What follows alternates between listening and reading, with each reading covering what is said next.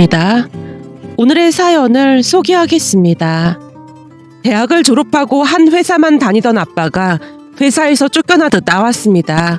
희망퇴직이라는 그럴싸한 말로 잘 포장했지만 정말로 아빠가 원해서 회사를 나온 것은 아니었기에 씁쓸함을 감출 수가 없었습니다.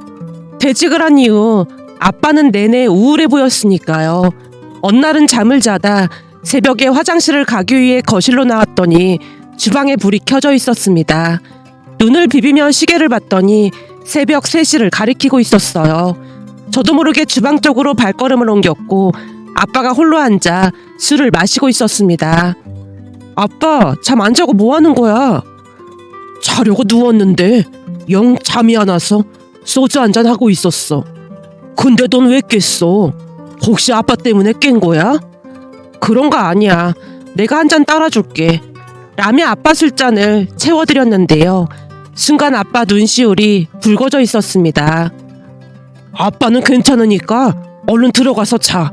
내일 출근해야지. 알았어. 아빠도 너무 많이 마시지 말고 얼른 들어가서 자.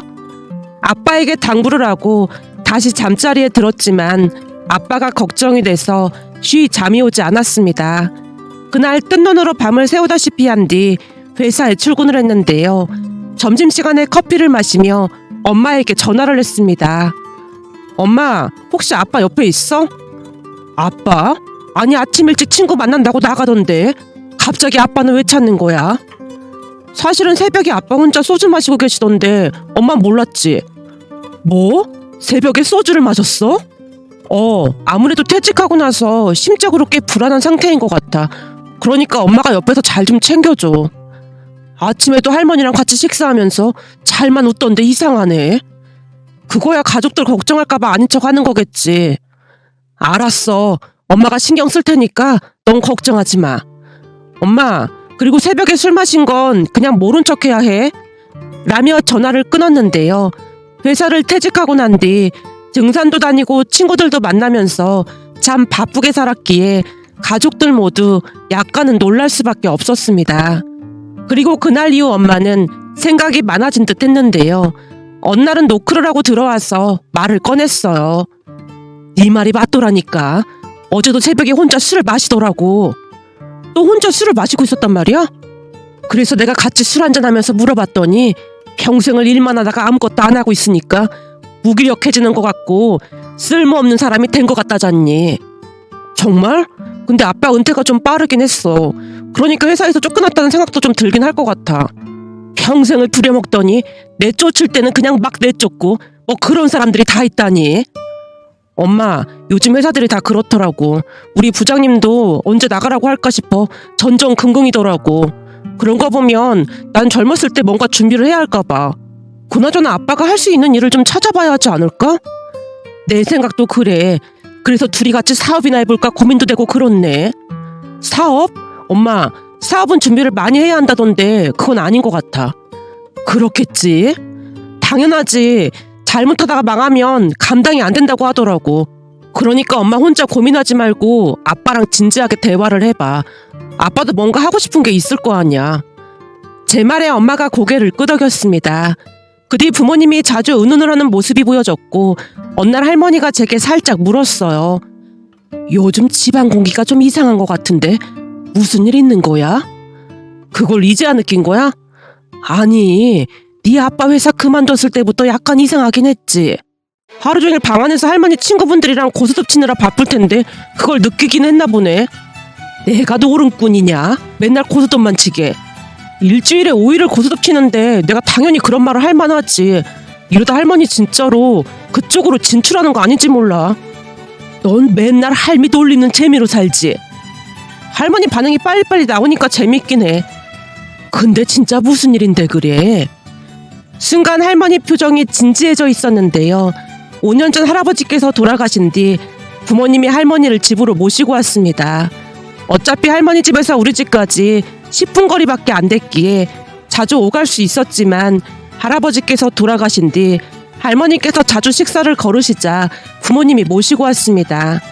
그나마 다행이었던 것은 우리 집으로 오신 뒤로 엄마랑 드라마도 보고 할머니 친구분들이 우리 집에 와서 고스톱도 치고 하시면서 나름 잘 지내셨습니다. 잘 지내셨다는 말보다는 아주 만족해 하셨다는 말이 더 어울릴 것 같네요. 엄마보다 더 바쁜 하루를 보내셨으니까요. 워낙 바쁘게 지내시다 보니 집안 분위기를 눈치채지 못하다가 시간이 갈수록 부모님이 뭔가 심각한 표정으로 대화를 하자 무슨 일인가 싶어서 제게 물었던 것 같았습니다. 대체 무슨 일인데 둘이 저렇게 심각한 거야?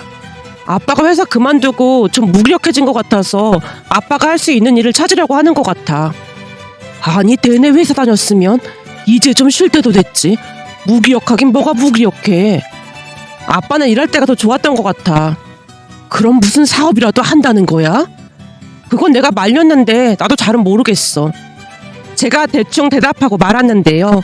그 뒤에도 부모님은 끊임없이 대화를 하는 듯해 보였습니다. 그러다 어느 날은 드디어 엄마 아빠가 선포하듯 말했어요.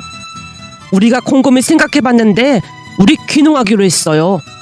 뭐? 귀농? 내가 잘못 들은 거지? 잘못 들은 거 아니에요. 둘이서 어디로 갈지 이미 조사도 끝냈어요. 그럼 나는 어떡해? 할머니가 놀란 표정으로 부모님을 바라보자 엄마가 대답했습니다. 그야 우리랑 같이 내려가셔야죠. 뭐? 나도 같이 내려간다고? 난 싫어. 할머니가 미간을 잔뜩 찌푸리며 손사래를 쳤습니다. 어머님도 당연히 같이 내려가셔야죠. 그래서 집 알아볼 때 어머님이 불편하지 않을 만한 집으로 알아봤어요. 마당에 꽃도 심을 수 있고 옆쪽에 넓은 땅이 있어서 거기다 감자도 심고 고구마도 심을 생각이에요. 글쎄 거기는 친구도 없고 난 싫어. 가려면 니들이 나가. 어머님, 민주랑 민성이 출근하고 나면 내내 혼자 계셔야 하는데 식사랑은 어떻게 하실 건데요? 밥은 내가 알아서 챙겨 먹으면 되는 거지. 그게 뭐 어렵다고 그래. 니들이 갑자기 내려가면 민주랑 민석이도 힘들 텐데 난 여기서 지내면서 살림도 하고 그러마. 진짜 안 내려가실 거예요? 엄마가 다시 물었지만 할머니 생각은 확고해 보였습니다. 어쩌면 그게 당연할 수도 있겠다 싶었는데요. 할머니는 지금껏 내내 서울에서만 사셨으니까요. 할머니가 워낙 완강하게 말하는 모습에 제가 조용히 입을 열었습니다. 그냥 여기 계시라고 해. 엄마 같으면 내려가고 싶겠어? 거기가 공기도 좋고 경치도 엄청 좋은데 대체 왜 안 가신다는 거예요? 여기 할머니 친구분들 다 계신데 당연히 가기 싫으시겠지. 친구분들이랑 고스톱 치면 시간이 순삭돼서 가끔 밥도 깜빡하시는 마당에 당연히 가기 싫으시겠지. 그냥 엄마 아빠나 내려가. 내가 할머니 모시고 자주 내려갈게. 제 말에 할머니가 반색했습니다. 그래, 난 말이야 그냥 여기 있을란다. 내가 가긴 어딜 가. 진짜로 안 내려가실 거예요? 어머님은 우리 없어도 괜찮으신 거예요? 엄마가 충격을 받은 표정으로 되물었는데요. 그동안 할머니를 의지하면서 살다 보니 당연히 할머니와 함께 내려갈 것이라 생각했던 엄마 입장에서는 큰 충격을 받은 듯해 보였습니다. 결국 할머니가 엄마 눈치를 보며 대답했습니다. 그게 니들 없으면 나도 힘들긴 하겠지. 근데 나도 내 생활이 있는 거잖니. 그럼 그냥 두 집을 오며 가며 지내는 건 어떻겠니? 그건 괜찮은 거지? 그래, 그러면 되겠네. 사실 민성이랑 나도 할머니까지 내려가시면 좀 그럴 것 같긴 해. 그렇지. 우리 민주랑 민성이가 다 컸다고 해도 아직 챙겨줘야 할 게 많잖니. 특히나 민주는 그 뭐냐, 감기도 자주 걸리고 그렇잖니. 그러니까 나라도 옆에서 지켜줘야지. 그렇네. 나 감기 걸리면 아무것도 못하고 할머니가 만들어준 흰죽에 간장 찍어 먹으면서 기운 차리잖아. 그렇지. 내가 내려가면 여기는 큰일 난다니까. 민성이는 허구한 날 친구들 만난다고 쏘다니고 주말이면 여행도 가고 그러는데 그러다가 우리 민주가 아프기라도 해봐. 진짜 큰일이지. 할머니가 힘주어 말을 했는데요. 사실 동생은 괜찮았지만 저는 오래전부터 잔병치레가 많다 보니 가족들 걱정이 이만저만이 아니었거든요. 그런데 정말 내려가기 싫은 모양으로 할머니가 저를 방패막이 삼고 있었습니다. 결국 우리의 설득에 엄마도 고개를 끄덕였고 몇 달 뒤 부모님은 귀농을 했습니다. 그냥 작게 농사를 짓는 게 전부였지만 두 분은 귀농이라고 광조하곤 했습니다. 그리고 할머니는 지방과 서울을 오가며 지냈는데요. 할머니가 내려가신다고 하면 제가 기차역까지 모셔다 드렸고 부모님이 기차역에서 기다리고 계시다가 모시고 가곤 했어요. 그러던 어느 날은 서울에서 지냈던 할머니가 불만스레 말했습니다. 내일 기차역까지 좀 데려다줘. 내일 내려가는 거야? 난 내려가기 싫은데 그 심어놨던 토마토가 열렸다나 뭐래나 그러면서 내려오라고 하잖니. 마트에 가면 널린 게 토마토인데 거기 토마토는 햇빛 보고 자란 토마토라 보약이라나 뭐래나 꼭 먹어야 한다고. 둘이 난리도 아니라니까. 그 전부터 느낀 건데 둘이 참 잘 만났어. 둘이 하는 짓이 아주 똑같다니까. 누가 보면 쌍둥이로 태어난 줄 알겠어. 엄마랑 아빠가 생각하는 것도 그렇고 많이 닮긴 했지. 닮다 뿐이야. 저번에도 상추랑 무슨 모종을 심는다고 둘이서 아주 심각한 거야. 모종을 심는데 왜 심각해? 그래서 가서 보니까 하나를 심을 때마다 간격을 몇 센치씩 띄워야 한다느니 하면서 그걸 차로 재고 자빠졌더라니까. 그걸 그냥 눈대중으로 하면 되는 거 아니야? 내 말이 그 말이야.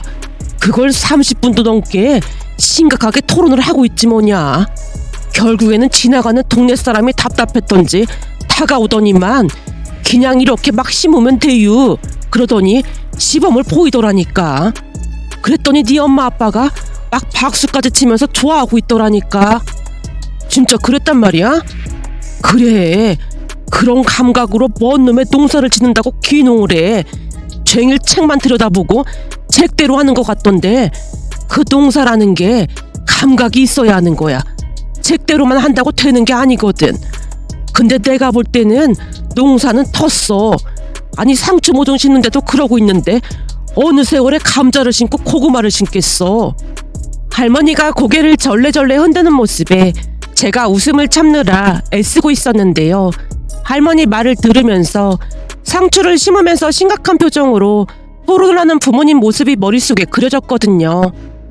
감자 심을 때 내려오라고 하는데 천불이 나서 그걸 어떻게 보고 있을까 몰라. 그래도 토마토 열렸다며. 그럼 잘한 거 아니야? 개뿔 잘하긴 뭘 잘해. 가서 보니 몇 개 열리지도 않았던데. 그 몇 개 열리지도 않았는데 아주 무슨 큰일 한 것처럼 어찌나 호들갑을 떨어대던지 옆집에 사는 양반이 나보고 뭐라고 했는 줄 알아? 뭐라고 했는데? 제 물음에 할머니가 있었던 이야기를 해줬는데요. 심었던 토마토에서 토마토가 몇 개 열렸다는데 엄마랑 아빠가 펄쩍펄쩍 뛰면서 할머니를 불렀답니다. 어머님, 이것 좀 보세요. 토마토가 열렸어요. 이제 보니 이 사람이 농사에 재능이 있었다니까요. 아니야, 당신이 도와준 덕분인데 뭐. 아니지, 난 옆에서 거둔 것뿐이고 당신이 다 한 거잖아. 라며 두 분이서 무슨 어마어마한 일을 한 것 마냥 서로를 칭찬하고 있더랍니다. 그 모습을 가만히 지켜보고 있던 옆집 할머니가 우리 할머니께 말했다네요. 아이고, 그 작은 아들 며느리 때문에 심심하지는 않겠네요. 그럼요, 절대 심심할 일이 없긴 하죠. 아마도 감자 캐는 날이 되면 감격해서 눈물도 흘릴 겁니다. 허구한 날 저러니 제가 심심할 틈이 있겠어요. 그래도 난 그 짝이 부럽기만 하네요. 우리 아들 며느리는 맨날 쌈질이나 하고 산다 만다 난리도 그런 난리가 없는데 참 부럽네요. 라는 말까지 했다네요. 옆집 할머니 말을 하던 할머니가 중얼거리듯 말했습니다. 하긴 뭐 모종을 좀 못 심으면 어때? 싸우지도 않고 둘이 저렇게 잘 맞는데. 그렇지, 어차피 우리 모두 농사 잘 지을 거라고 기대도 안 했잖아. 엄마 아빠만 행복하면 됐지. 그게 뭐 대수라고 그래. 그러니까 할머니도 그냥 대충 잘했다고 칭찬해줘. 라는 말에 할머니께서 빙그레 웃고 계셨어요. 그렇게 시간이 지나 할머니도 서울과 지방을 오가며 나름 잘 지내셨습니다. 그러다 어느 날은 몸이 좋지 않아 반차를 내고 집에 누워 있었는데요. 대체 뭘 잘못 먹었던 것인지 급성 장염의 식중독 증상으로 방에 널브러져 있었습니다. 그날은 정말 심각한 상태였는데 그냥 나아지겠지 싶어서 누워만 있었습니다. 시간이 지나면서 열까지 나기 시작했고 외출했다 돌아온 할머니가 놀란 채 부르는 소리가 얼핏 들렸는데요. 고열로 인해 비몽사몽한 상태로 대답도 못하고 있었어요. 그러면서 얼핏 할머니 목소리가 들려왔는데 누군가와 통화를 하면서 주소를 불러주고 있는 것 같았습니다. 그러면서 할머니의 울음소리도 들려오는 것 같았지만 어찌된 것인지 입이 떨어지질 않았어요. 그리고 잠시 후 누군가가 저를 들것에 실어 나르고 있었는데요. 나중에 알고 보니 할머니가 구급차를 부른 것 같았습니다. 그렇게 저는 구급차를 타고 병원으로 실려갔고 할머니 울음소리가 계속해서 들려왔어요. 괜찮다고 말하려고 몇 번이나 입을 실룩거리고 있었지만 어찌된 일인지 말을 할 수가 없었습니다. 그런데 잠시 후 응급실에서 간호사가 할머니한테 묻고 있었어요. 환자분 할머님 되시죠? 예, 내가 할머니입니다. 우리 손녀 좀 살려주세요. 어르신, 너무 걱정하지 마시고 제가 몇 가지만 물어볼 건데 혹시 손녀분 임신 가능성이 있을까요? 예? 임신이라니요? 검사하기 전에 그냥 물어보는 겁니다. 아니에요. 우리 손녀는 지금껏 한 번도 남자를 사귀어본 적이 없어요. 이대로 죽으면 처녀 귀신이 되는 건데 우리 손녀 좀 살려줘요. 민지야, 정신 좀 차려봐. 처녀 귀신은 한이 많아서 절대 안 된다. 라는 울음 섞인 할머니 말이 응급실을 가득 메웠고 제 기억에는 여기저기서 웃음소리가 터져나온 걸로 기억이 납니다. 아마도 제가 호흡 곤란까지 와서 할머니가 정말 많이 놀라신 듯해 보였거든요. 그 와중에도 창피한 마음이 들어 어딘가로 숨고 싶은 심정이었습니다. 잠시 후 이런저런 검사도 하고 링거를 맞고 난 뒤 조금씩 나아져서 할머니를 불렀어요. 할머니, 나 괜찮아. 괜찮냐? 넌 아프면 말을 해야지. 방에서 혼자 그러고 있으면 어떡해. 너 때문에 이 할미가 얼마나 10년 감수를 했는지 알기나 해. 미안해. 집에 올 때까지만 해도 그렇게 심하진 않았거든. 근데 갑자기 열이 나면서 하늘에 붕 떠있는 기분이더라고. 지금껏 연애 한 번도 못 해보고 진짜 큰일 날 뻔했잖니. 나이 30이 다 되도록 연애도 못 해보고 저 세상 가면 얼마나 억울할 뻔했어. 할머니, 알았으니까 제발 그만 좀 해. 그때 마침 의사가 할머니께 설명을 하기 위해 다가왔다가 할머니 말을 듣고는 웃음을 터뜨리고 말았습니다. 할머니, 제발 그 처녀귀신이라는 말 좀 그만하면 안 돼? 내가 틀린 말 했어? 아니, 그 나이 먹도록 연애를 못 해본 게 말이나 되는 소리냔 말이야. 내 말이 틀려요, 의사 양반? 네? 아, 사실 저도 30이 넘었는데 아직 연애 못 해봤는걸요. 뭐? 의사 양반도 아직 연애를 못 해봤어요? 대체 젊은 양반이 뭐하고 사느라 아직까지 연애도 못 해본 거야? 할머니, 제발 그만 좀 해. 라며 제가 할머니를 다시 말렸지만 할머니가 다시 입을 뗐습니다. 젊은 게 얼마나 좋은 건데 아깝게 그러고들 살고 있어. 의사 양반 집에서도 걱정이 많겠구만요. 저는 가족이 없어서요. 아니, 가족이 왜 없어요? 부모님은 일찍 돌아가시고 할머니랑 단둘이 살았었는데 할머니께서도 1년 전에 돌아가셨거든요. 그 와중에 의사가 할머니 말에 대답을 해주고 있는 모습에 의사가 왜 모태솔로인지 알 수가 있었다고 해야 할까요? 하지만 의사 말에 안쓰러운 마음이 들었던 것인지 할머니가 의사 손을 덥석 잡고 말했습니다. 아이고, 내가 괜한 걸 물어봤네. 미안해요. 아닙니다. 참 신기한 게 우리 할머니도 저한테 총각 귀신 얘기를 가끔 하셨거든요. 총각 귀신 얘기를? 제가 공부만 하느라 연애도 못하고 그러고 있으니까 우리 할머니가 항상 그러셨거든요. 그러다 총각 귀신 되면 한이 많아서 이승을 떠들어야 한다고요. 돌아가시기 전에 결혼하는 거 꼭 보고 싶다고 하셨는데 그렇게 빨리 가실 줄은 몰랐거든요. 저도 많이 후회가 되네요. 할머님 보니까 우리 할머니 생각도 나고 그래서 저도 모르게 별말을 다 했네요. 저도 할머니랑 단둘이 살아서 얼마나 힘든지 잘 알거든요. 그러니까 할머니께 항상 잘하세요. 암튼 환자분은 장염의 식중독이니까 약 먹고 그러면 금방 좋아질 겁니다. 라며 의사가 제게 당부하고 뒤를 돌았는데요. 아마도 제가 부모님 없이 할머니와 단둘이 사는 것이라 생각했던 것 같아 보였습니다. 그렇게 병원에서 치료를 받다가 퇴원을 했고 회사에 병가를 내고 집에서 며칠 더 쉬었는데요. 며칠 뒤 할머니가 제게 놀라운 말을 꺼내는 게 아니겠어요? 저기, 그때 응급실에서 봤던 그 의사 말이야. 의사? 누구 말하는 건데? 왜 그때 그 총각 귀신이라고 했던 그 의사 말이야. 그 의사 어떤 거 같아? 아, 30살이 넘도록 모태솔로라던 그 의사? 그러는 너도 모태솔로면서 뭘 그런 말을 하고 그래. 나야 아직 30이 안 넘었잖아. 제가 입을 삐죽이고 있었습니다. 내가 볼 때는 너도 30이 넘도록 솔로로 지낼 것 같아서 하는 말인데 이참에 그 의사 만나보는 건 어때? 그 의사를 만나라니? 그게 무슨 말이야? 제가 놀란 채 할머니를 빤히 바라봤는데요. 할머니가 놀라운 말을 꺼냈습니다. 내가 말이야, 그 의사를 기다리고 있다가 네 연락처를 살짝 줬단 말이지. 뭐? 내 연락처를 내 허락도 없이 줬단 말이야? 네가 처녀 귀신이 될 수도 있는데 지금 그런 거 따질 때가 아니잖아. 할머니, 그 처녀 귀신 얘기 좀 그만하라고 했잖아. 그러니까 처녀 귀신 되기 전에 한번 만나나 보라 그 말이야. 내가 보니 그 의사도 너한테 마음이 있어 보이더라니까. 아니, 나도 모태솔로고 그 의사도 모태솔로인데 둘이 만난다고 생각해봐. 둘 사이가 잘 되겠어? 그러니까 오히려 더 잘 될 수도 있는 거지. 이 할미 소원인데 그거 하나 못 들어줘? 나도 그 의사가 네 연락처를 안 받는다고 했으면 그냥 말 생각이었다니까. 근데 연락처를 받았잖니. 그럼 그 의사도 마음이 있다는 소리 아니겠어? 할머니가 계속해서 설득을 했고 며칠 뒤 정말로 그 의사에게 연락이 와서 만나러 갔습니다. 제가 예상했던 대로 할머니와 단둘이 살고 있는 줄 알았다고 했는데요. 역시나 모태솔로다 보니 말을 잘하거나 그렇지는 못했습니다. 하지만 제게 뭔가 진심을 보여주려고 노력하는 모습에 약간은 마음이 움직였는데요. 그 사람이 제게 조용히 말했거든요. 사실 저는 부모님이 일찍 돌아가셔서 진짜 온전한 가족을 만들고 싶습니다. 그러니까 왜 그런 거 있잖아요. 항상 내 편을 들어주는 그런 가족이요. 우리 할머니도 항상 제 편이셨거든요.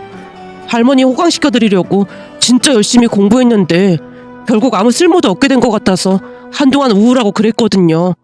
근데 그날 응급실에서 민주 씨네 할머니 모습 보면서 우리 할머니가 겹쳐 보였습니다. 할머니께서 살아계셨다면 나한테도 그랬겠지 싶더라고요. 근데 우리 집은 할머니뿐만 아니라 부모님도 그러셔서 하루도 조용할 날이 없긴 해요. 부모님이 귀농하셨는데 거기서도 두 분 때문에 동네가 시끄럽다고 했거든요. 귀농하셨으면 농사를 지으시겠네요. 말만 귀농이지 모종 하나 심는데도 하루 종일 걸려서 할머니가 맨날 잔소리하고 계세요. 대외적으로만 귀농이라고 하는 것뿐이지 제가 볼 때는 농사는 전혀 아닌 것 같더라고요. 그래도 아빠가 퇴직하고 내려가신 거라 즐겁게 하고 계시긴 해요. 민주 씨는 좋은 가족들이 있어서 참 좋겠네요. 저는 집에 가면 늘 외롭거든요. 의사면 여기저기서 선자리도 많이 들어오고 그러지 않나요? 드라마 같은 데서 보면 배경 좋은 사람들이랑 결혼도 하고 그러던데요. 전 그게 싫더라고요. 우선 의사는 됐지만 부모도 없고 그러니까 조금 얕보는 경향도 많거든요. 아니, 얕보고 할 게 뭐가 있어요? 그래도 의사인데. 제가 부모도 없다고 하니까 대릴 사이 삼을 생각을 많이들 하는데 한마디로 자기들 편한 대로 부려먹겠다 그런 심보인 거죠. 선도 몇 번 봤었는데 다들 그런 생각을 하는 것 같길래 언제부턴가는 여자를 피하게 됐고요. 근데 우리 할머니가 주는 제 연락처는 왜 받은 거예요? 민주 씨는 좀 특별했으니까요. 라며 싱긋 웃었는데요. 그 사람의 진심을 듣다 보니 저도 조금씩 마음이 열렸다고 해야 할까요? 그렇게 우리는 몇 번 더 만나서 식사도 하고 즐거운 시간을 보냈습니다. 물론 데이트를 하는 동안 병원에서 시도 때도 없이 전화가 걸려오기도 했지만 일이다 보니 저는 크게 신경 쓰지 않았고요. 그런데 그런 제 모습이 더욱 마음에 들었던 모양으로 그 뒤에는 더욱 적극적인 모습을 보였고 우리는 얼마 뒤 연인 사이가 됐습니다. 그렇게 1년 반쯤 사귀었을 무렵 할머니까지 모시고 부모님께 인사를 갔는데요. 부모님을 보자마자 할머니가 말했습니다. 보자마자 손주 사이감이다 싶었다니까. 그러게요. 어머님이 그렇게 보셨다면 그게 맞는 거겠죠. 반가워요. 앞으로 우리가 무농약체에서 다 보내줄 테니까 기대해요. 아, 네, 감사합니다. 결혼하면 우리 집에서 같이 살기로 했다. 네? 같이요? 신혼인데 따로 살아야죠. 우리 손주 사이가 꼭 그러고 싶다잖니. 내가 해주는 반찬을 그렇게나 좋아한다니까.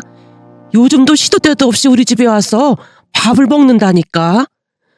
혼자 살다 보니 맨날 배달 음식이나 라면으로 때웠었거든요.